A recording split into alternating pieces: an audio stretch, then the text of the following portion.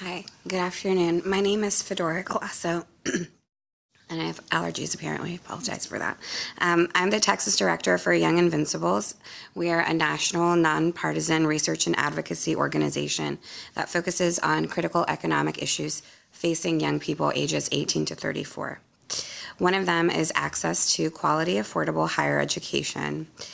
We're based out of Houston and Austin, but we work statewide with young people throughout the state to share in all of their struggles and successes on the path to financial security.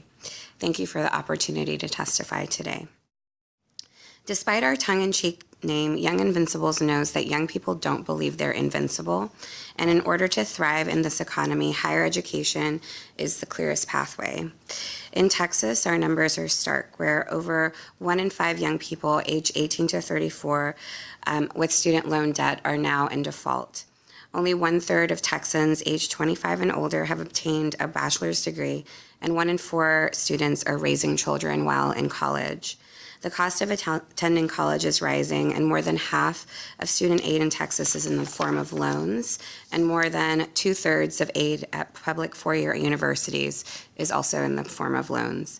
These costs are difficult to manage without supports, as paying the cost of attendance for 2 semesters at a Texas public four-year university through minimum wage work alone would require 64 hours per week, every week of the year.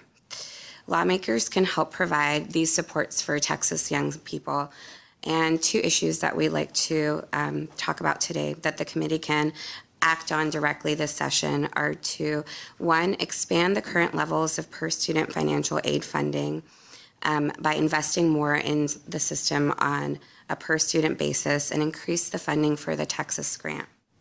Secondly, we hope that the lawmakers can help address textbook costs, one of the biggest costs a student faces, by increasing funding for the Open Educational Resources Grant program. This will be vital in making a financial difference for Texas students. In fact, we recently met with Toluwani, a Collin County community college student, who regularly spends more on textbooks than his tuition. Last semester, he spent $800 on textbooks. Like many of his peers, he skipped buying a required textbook because the cost was just too high, even though he knew it would hurt him academically. Spurring the expansion of OER for students like Toluwani will make their journey through college easier, more affordable, and more successful. Students using OER have their books on the first day of classes instead of waiting until they are sure they are not going to drop the course or just not buying them at all. We know that affordable access to quality higher education is vital to empowering individuals to achieve financial security and contribute to their families, communities, and the country. Thank you for your time. Let me know if you have any questions. Thank you for your testimony. Representative Howard. Thank you, Mr. Chairman, and thank you for being here. You've hit on the very 2 things that I'm interested in working on this session. And the thing about OER, I think I've mentioned it probably in here before, but it bears repeating if I have. Pew has done a research project that showed that students actually performed better and cut costs at the same time when OER was an option to them.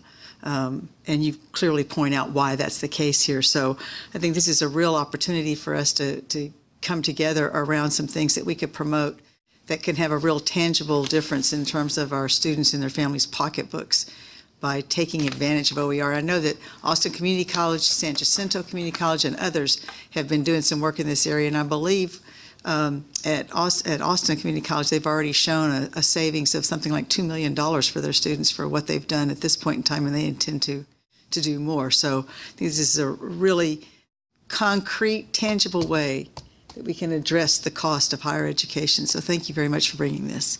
Thank you. And just we work with students every day, and just textbook costs are something that we hear from every young person that we work with. And so I agree with you. This is very tangible, and it will show and have a big effect for our young people today in Texas. Thank you.